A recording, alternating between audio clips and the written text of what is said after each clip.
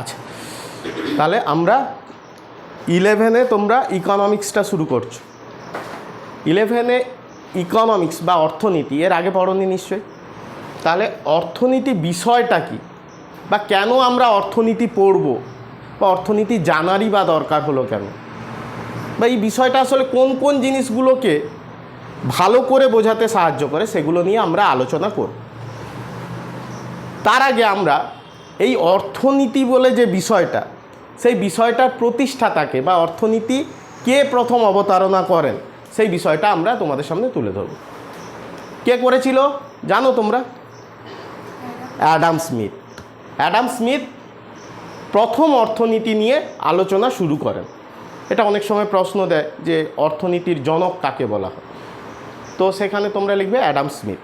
ওকে, আচ্ছা, এইবার মূল যে বিষয়টা আসছি, যে অর্থনীতি আমরা জানবো, সেখানে মূলত কীটা জানবো, বা অর্থনীতিতে মূলত কীটা আছে। অ্যাকচুয়ালি অর্থনীতি মূলত আলোচনা করে সম্পদ নিয়ে। সম্পদ মানে কি? যা উৎপাদন করতে সাহায্য করে। তাহলে এই সম্পদ কি হচ্ছে না সীমিত বা সীমাবদ্ধ, কিন্তু মানুষের চাহিদা হচ্ছে কি অপার বা প্রচুর। কিন্তু সম্পদ ছাড়া তুমি চাহিদা পূরণ করা সম্ভব না। তাহলে সম্পদই হচ্ছে মূল উপকরণ চাহিদা মেটানো। তাহলে অর্থনীতির লক্ষ্য হচ্ছে এই সীমিত সম্পদকে কাজে লাগিয়ে সব থেকে বেশি মানুষের চাহিদা পূরণ করা।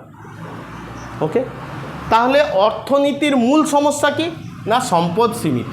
তাহলে সীমিত সম্পদকে কাজে লাগিয়ে সব থেকে বেশি মানুষের অভাব পূরণের ক্ষমতা করা বা অভাব পূরণ করাকেই আমরা কি বলবো না অর্থনীতির মূল উদ্দেশ্য।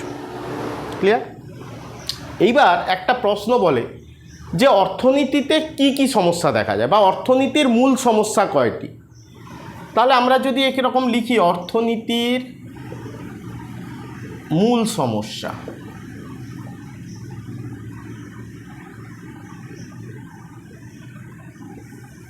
অর্থনীতির মূলত তিনটে সমস্যা আছে। কটা? তিনটে। কি কি সমস্যা? এক, কি উৎপাদন করব। কি বললাম? কি উৎপাদন করব, কিভাবে উৎপাদন করব,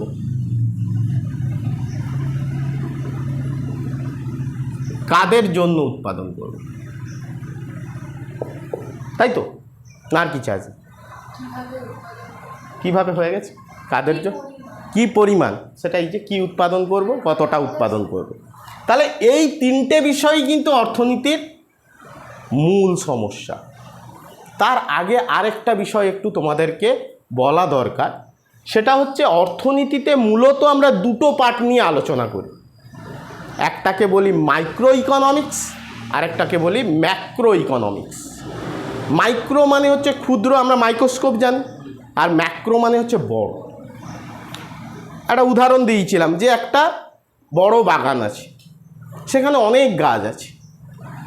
এইবার যদি আমরা মাইক্রোর ক্ষেত্রে দেখি, তাহলে প্রত্যেকটা গাছ, এক একটা গাছকে ভালো রাখাটা আমাদের দায়িত্ব, বা তাকে নিয়ে আলোচনাটা আমাদের দায়িত্ব।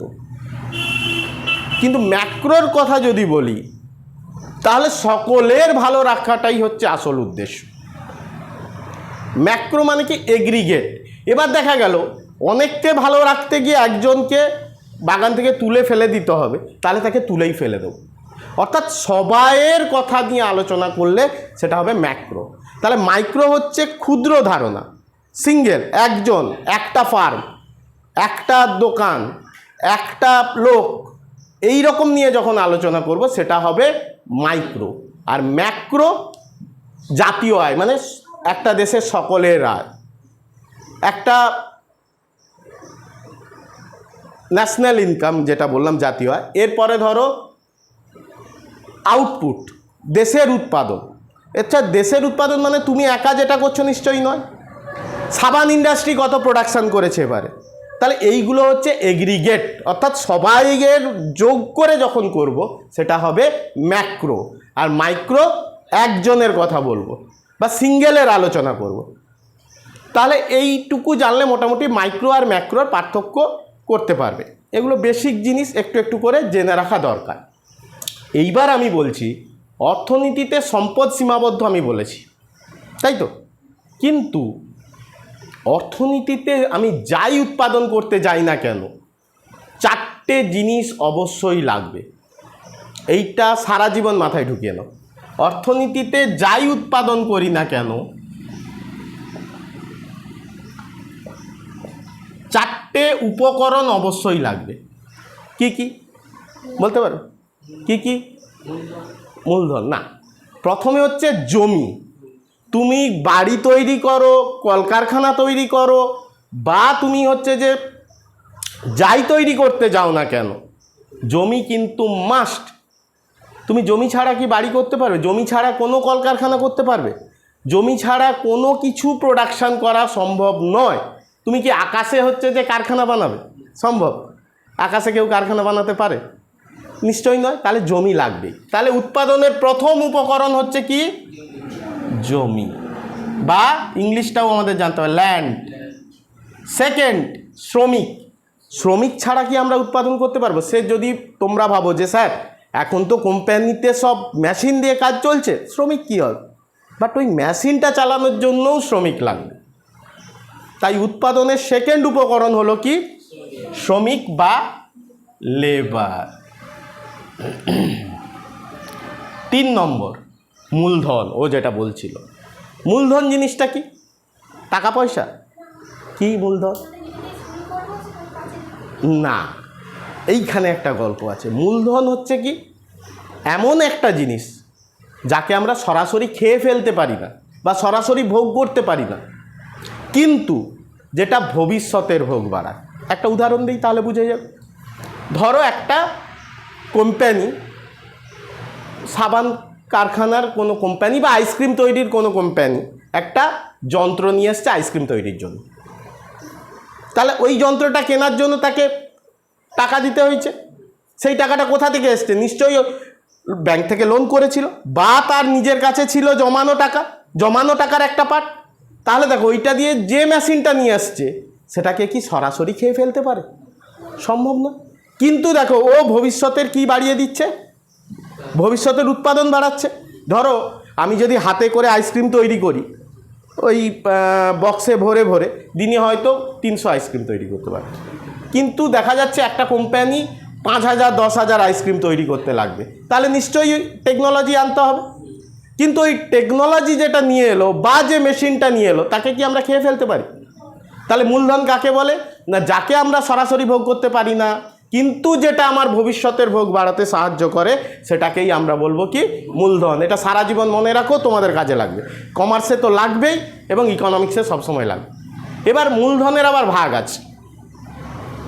কি কি ভাগ? ওই কি ভাগ মূলধন? হ্যাঁ বলো, ঠিক বলছো। মানবিক মূলধন। একটা বলছে বস্তুগত মূলধন, আরেকটা বলছে মানবিক মূলধন, আরেকটা আছে আর্থিক মূলধন। এই যে টাকা পয়সা, যেটা ধরো আমি 10,000 টাকা ইনকাম করেছি, আমি খাওয়া খরচ টরচ সব নিয়ে আমার 6,000 টাকা শেষ হয়ে গেছে। তাহলে 4,000 টাকা আমি খাইনি, খেতে পারতাম কিন্তু খাইনি। তাহলে ওটাকে আমি কি করেছি? সঞ্চয়। এই সঞ্চয়টা আমি তো আর ঘরে ফেলে রাখি না, হয় ব্যাংকে রাখি, নচেত আমি কোনো কেউ প্রজেক্ট করছে তাকে দিতে পারি, বা সুদে খাটাতে পারি, এরকম বহু কাজ করতে পারি। তাহলে যে টাকাটা নিচ্ছে সে তো খাওয়ার জন্য নিচ্ছে এমন নয়, সে হয় ব্যবসায় লাগাবে, নচেত কোনো উৎপাদনের কাজে লাগাবে। তাহলে এই যে টাকাটা আমি না খেয়ে রেখেছিলাম, যেটাকে আমি কি করেছি? সঞ্চয় করেছি, সেটাই ভবিষ্যতে বিনিয়োগ হয় এবং সেটাই মূলধন তৈরি করে। এই জন্য টাকাকে আমরা কি বলি? আর্থিক মূলধন। টাকাকে কি বলি? আর্থিক মূলধন। আরেক ধরনের মূলধনের কথা আমরা বললাম, সেটা হচ্ছে মানবিক মূলধন। মানুষও মূলধন। কি করে? না, মানুষ যখন উপযুক্ত শিক্ষা, উপযুক্ত ট্রেনিং, উপযুক্ত স্কিল অর্জন করে, তখন একটা মানুষের সঙ্গে আরেকটা মানুষের পার্থক্য তৈরি হয়ে যায়। কেন? দেখবে একদম পড়াশুনো না জানা বা কম পড়াশুনো করেছে সেই ব্যক্তি আর আরেকজন ব্যক্তি মানে পড়াশুনো করেছে, কাজবাজ করছে নিজের হাতে, দুজনের মধ্যে অনেক পার্থক্য আছে। কীরকম পার্থক্য থাকতে পারে? না, যে কাজ করেনি বা যে খুব একটা টেকনোলজির সঙ্গে নিজেকে মানিয়ে নিতে পারেনি বা পড়াশুনো করেনি, পড়াশুনোর উদ্দেশ্য কী? কিছু শেখা, সেটাকে কাজে লাগানো। তাহলে যে করেনি, তুমি দেখবে দুজন ব্যক্তি বাইরে বেরিয়েছে, কাউকে একটা বললো যে ট্রেনের টিকিট বা প্লেনের টিকিটটা অনলাইনে কাটতে হবে। তাহলে কে ভালো করে কাটতে পারে বলো তো? যে একটু পড়াশুনো জানে। কেন না, তাকে ওই জিনিসগুলো পড়তে হচ্ছে, আবার প্রসেসটা জানতে হচ্ছে। কিন্তু একদম দেখবে যারা মানে পড়াশুনো অনেকেই এখন করতে পারছে, দেখে দেখে শেখে অনেকে, কিন্তু দেখবে বেশিরভাগ যারা পড়াশুনো না জানালো বাইরে কাজ করতে যায়, তারা দেখবে টিকিটটা কি করে, অন্য কাছ থেকে কাটে, তাই তো?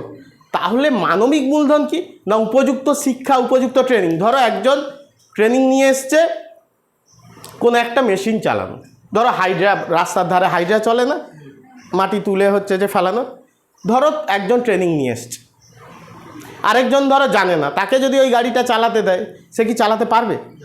পারবে না। তাহলে উপযুক্ত শিক্ষা, উপযুক্ত ট্রেনিং একটা মানুষকে মানবিক মূলধনে পরিণত করে। অর্থাৎ তাতে কি হবে না, তার দক্ষতা যেমন বৃদ্ধি পাবে, তেমনি সে কম সময়ে উৎপাদন করতে পারবে। কম সময়টা একটা বড় কথা। দেখো, আমি যদি একটা কাজ বারবার করি, তাহলে আমি কিন্তু ওই কাজে দক্ষ হব, এবং ওই কাজটা আমি অবশ্যই অন্যজনের থেকে কম সময়ে তৈরি করব, ভালোভাবে তৈরি করব এবং বেশি তৈরি করব, তাই তো? তাহলে এই বিষয়গুলো যখন একটা মানুষের মধ্যে বিল্ড হবে বা তার মধ্যে স্থানান্তরিত হবে বা রূপান্তরিত হবে, তখন কিন্তু সে মানবিক সম্পদে পরিণত হবে। যে দেশের মানবিক সম্পদ যত বেশি, যে দেশে স্কিল লেবার যত বেশি, সেই দেশ কিন্তু তত উন্নত। চীনের কথা যদি আমরা বলি, চীনে কি হয়, ভোকেশনাল ট্রেনিংয়ের উপর জোর দেয়, হাতে নাতে কাজ শেখানোর উপর। তার ফলে কি হচ্ছে, তারা ওই কাজটা শিখে হাতের কাজ করছে। এবার বড় কোম্পানি হাতের কাজ করছে মানে কি, ধরো একটা বড় ইন্ডাস্ট্রি আছে, লৌহ ইস্পাত শিল্প বা কোনো একটা মারুতি তৈরির কারখানা আছে, সেখানে অনেক ছোট ছোট পার্টস লাগে। তাহলে ওই পার্টসগুলো কে তৈরি করছে? ওই বড় কোম্পানি নয়, ছোট কোম্পানি। কে করছে? ওই যারা ওইখান থেকে ট্রেনিং নিয়ে এসেছিল। তার ফলে কি হচ্ছে, তারা মানবিক সম্পদে পরিণত হচ্ছে, কারণ তারা কিছু না কিছু উৎপাদন করছে এবং সেটা দক্ষভাবেই করছে। তাহলে এই ধরনের বিষয়টাকে আমরা বলবো মানবিক মূলধন। এটা পরে আসবে আরও, তোমাদের মূলধনের প্রকারভেদ, বাট এটা পড়াতে পড়াতে একটু বলে দিলাম। তাহলে 3 নম্বর কি? মূলধন। মূলধনটা তাহলে কি বলেছি? মূলধনের প্রকারভেদটা বলেছি। আর লাস্ট আছে সংগঠন। সংগঠন কি না, সংগঠন হচ্ছে এমন একটা বিষয় বা এমন একজন বা এমন একটা উৎপাদনের উপকরণ যে কিন্তু রিস্ক নেয়। রিস্ক মানে লাভ হলে তার, ক্ষতি হলেও তার। কেন? ধরো কোম্পানির যে মালিক, একটা ধরো কিছু একটা কোম্পানি আছে, হতে পারে সাবান তৈরির একটা কোম্পানি আছে, সেই কোম্পানির একজন মালিক আছে, সে যে লেবারটাকে ভাড়ায় নিয়ে এসছে বা যে জমিটা ভাড়ায় করে নিয়ে এসছে বা জমিটা ভাড়ায় নিয়ে প্রোডাকশান চালু করেছে বা যে মূলধন অন্যের কাছ থেকে লোন নিয়েছে বা ব্যাংক থেকে লোন নিয়েছে, তাহলে দেখো লেবার কিন্তু তোমার কথা শুনবে না। তোমার প্রফিট হয়েছে কি লস হয়েছে সে শুনবে না। সে বলবে, দাদা আমি 10 দিন কাজ করেছি, আমাকে 10 দিনের টাকাটা দিন। জমির যে মালিক, সে বলবে, আমি তোমাকে জমি ভাড়ায় দিয়েছি, আমি জানি না তোমার লাভ হবে কি লস হবে, আমাকে তোমার সঙ্গে চুক্তিবদ্ধ ছিলাম, এই টাকাটা পাবো, এইটা দিন। ক্যাপিটাল বা মূলধন, ব্যাংক বলবে, তুমি ব্যবসা করতে গিয়ে কোথায় ডুবিয়েছো, কোথায় ভালো করেছো, এসব আমার জানার দরকার নেই, তোমাকে কিন্তু আমার সুদের টাকাটা ফেরত দিতে হবে। তাহলে তাকে রিস্ক নিতে হচ্ছে না, সে জানে না লাভ হবে কি লোকসান হবে। ওই যে সংগঠনের মালিক বা সংগঠক, সে কিন্তু জানে না যে কি হবে। যদি লাভ হয় সেটাও তার, আর যদি লস হয় সেটাও তার। অর্থাৎ প্রকৃত রিস্ক নিচ্ছে কে না, এই সংগঠনের মালিক। তাহলে এই 4টে বিষয় কিন্তু ল্যান্ড, লেবার, ক্যাপিটাল, অর্গানাইজেশন উৎপাদনের মূল স্তম্ভ। এদেরকে ছাড়া উৎপাদন সম্ভব নয়। ঠিক আছে? তাহলে কি কি বললাম? উৎপাদনের 4টে উপকরণ, ল্যান্ড, লেবার, ক্যাপিটাল, অর্গানাইজেশন। এইবার বলছে তোমাকে পরীক্ষায় প্রশ্ন দিতে পারে উৎপাদনের 4টে উপকরণ কি কি বলো, এইটা বললে। এইবার এখানে একটা জিনিস আমরা যেটা বলবো সেটা হচ্ছে জমির জন্য যেটা দিতে হয় তাকে আমরা অর্থনীতির ভাষায় কি বলবো? জমি, ধরো আমি তোমাকে জমি দিয়েছি, তুমি একটা কারখানা তৈরি করবে, তোমাকে আমি একটা জমি দিয়েছি, তাহলে তার বদলে তুমি কি দাও অর্থনীতির ভাষায়? বলো বলো বলো, ভুল হোক আমি আছি। জমির জন্য আমরা কি দেই অর্থনীতির ভাষায়? জমির জন্য একটা জিনিস দেই, কি বলো? খাজনা। কি দেই? খাজনা। এইটা জমির জন্য দেই। তাহলে অর্থনীতির ভাষায় জমিকে কাজে লাগানোর জন্য আমরা যেটা দেই বা জমিকে উৎপাদনের কাজে লাগানোর জন্য যেটা দেই তাকে আমরা বলবো খাজনা। এবার শ্রমিক, শ্রমিককে আমরা কি দেই তাকে কাজে লাগানোর জন্য? শ্রমিককে আমরা কাজে লাগানোর জন্য কি দেব? মজুরি। মজুরি, ওয়েজেস, ভেরি গুড। তাহলে খাজনাকে আমরা কি বলবো? রেন্ট। এটাকে বলবো কি? এটাকে কি বললাম? শ্রমিককে মজুরি। মজুরিকে আমরা কি বলবো? ওয়েজেস। ওয়েজ বলবো। মূলধন, মূলধনকে কাজে লাগানোর জন্য আমাদেরকে কি দিতে হবে? সবাই জানি এটা। মূলধনকে কাজে লাগাতে গেলে যেটা দিতে হয় সবাই জানি, আমি বলেও গেছি বলার সময়। সুদ। সুদ, আমি ব্যাংক থেকে টাকা নিয়েছি উৎপাদন করার জন্য, সেটা কি দেব? সুদই দেব। সুদ না দিলে আমাকে দেবে না। তাহলে মূলধনের জন্য আমরা যেটা দেব অর্থনীতির ভাষায় তাকে কি বলবো? সুদ। আর সংগঠনের জন্য আমরা যেটা দেব সেটা হচ্ছে কি? মুনাফা। এই না, সুদ হচ্ছে তুমি যে টাকাটা ধার নিয়েছো বা নিয়েছো সেই টাকাটা তো আসল তো দিতেই হবে, তার সঙ্গে আরেকটা জিনিস। আর মুনাফা হচ্ছে কোম্পানি উৎপাদন করে বিক্রি করে যে টাকাটা পাচ্ছে সেখান থেকে এদের টাকাগুলো মিটিয়ে দেওয়ার পর যেটা পড়ে থাকবে সেটা হবে মুনাফা। অর্থাৎ রিস্ক নেওয়ার, রিস্ক যে নিচ্ছে তার পুরস্কার হচ্ছে মুনাফা। না বোঝাতে পারলাম? তাহলে এইটাই কিন্তু মেন ইকোনমিক্স। তুমি যেখানেই যাবে এই বিষয়গুলো তোমার মাথায় থাকতে হবে যে আমরা উৎপাদন, অর্থনীতির মূল বিষয়, উৎপাদন করতে গেলে 4টে উপকরণ লাগবে, ল্যান্ড, লেবার, ক্যাপিটাল, অর্গানাইজেশন। ল্যান্ডের জন্য আমরা কি দিচ্ছি? খাজনা। লেবারের জন্য কি দিচ্ছি? মজুরি। মূলধনের জন্য কি দিচ্ছি? সুদ। সংগঠনের জন্য দিচ্ছি মুনাফা। দিচ্ছি মানে কি? এদেরকে কাজে লাগানোর জন্য আমাদেরকে যেটা দিতে হয় তাদেরকে অর্থনীতির ভাষায় কি বলি। আর এরাই এই ল্যান্ড, লেবার, ক্যাপিটাল, অর্গানাইজেশন যুক্ত হয়েই কিন্তু উৎপাদনটা করে। সহজ করে যদি আমরা বলি, ধরো আমি একটা ধান চাষের জমি লিজে নিয়েছি।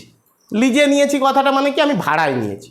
তাহলে জমির মালিককে আমার ফসল ফললো কি ফললো না তাকে বছর শেষে তার সঙ্গে যা চুক্তি হয়েছে সেটা দিয়ে দিতে হবে। তাহলে দিয়ে দিচ্ছি বলেও জমিটা আমাকে দিচ্ছে, আর আমি জমিটা পাচ্ছি বলে ওইখানে ফসল ফলাতে পারছি। তাহলে দেওয়ার জন্য মানে ওকে কাজে লাগানোর জন্য যেটা দিতে হয় সেইটা কিন্তু খাজনা, আর ও কাজে যেটা লাগাচ্ছে সেটা হচ্ছে জমি।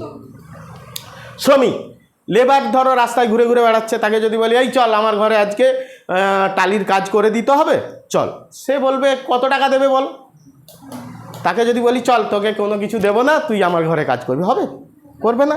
সে এমনি তো করতে চায় না, তারপরে যদি এই কথাটা বলি সে আর এ রাস্তা দিয়ে আসবে না। তো তাকে বলতে হবে যে আমি তোকে দিনের শেষে 350 টাকা দেবো। সে বলবে ঠিক আছে, তাহলে আমি যে তোমার ওই কাজটা করে দেবো। তাহলে দেখো, শ্রমিককে কাজে লাগানোর জন্য যেটা দিচ্ছি সেটা হচ্ছে মজুরি।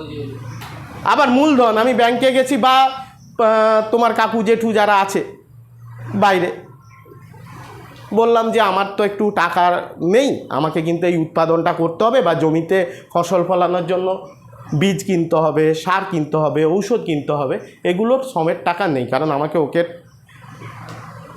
খাজনার টাকাটা দিতে হচ্ছে, মজুরি দিতে হচ্ছে। তখন তোমার বাড়ির পাশের লোক বললো ঠিক আছে আমি তোকে দিতে পারি, কিন্তু ওই টাকাটা তোকে তো ফেরত দিতেই হবে, তার সঙ্গে আরও একটা টাকা এক্সট্রা, সেইটাকে আমরা কি বলবো? সুদ। এটা ব্যাংকের কাছ থেকে নিতে পারে, বাড়ির পাশের লোকের কাছ থেকে নিতে পারে, বা কোনো প্রতিষ্ঠান থেকেও নিতে পারে। তাহলে এই নেওয়ার জন্য যেটা দিতে হচ্ছে, দেখো সে কেন দিচ্ছে, সে না খেয়ে রেখেছিল, তাহলে সে ওইটা ত্যাগ করছে। কি ত্যাগ করছে? ত্যাগ করছে কি ত্যাগ করছে?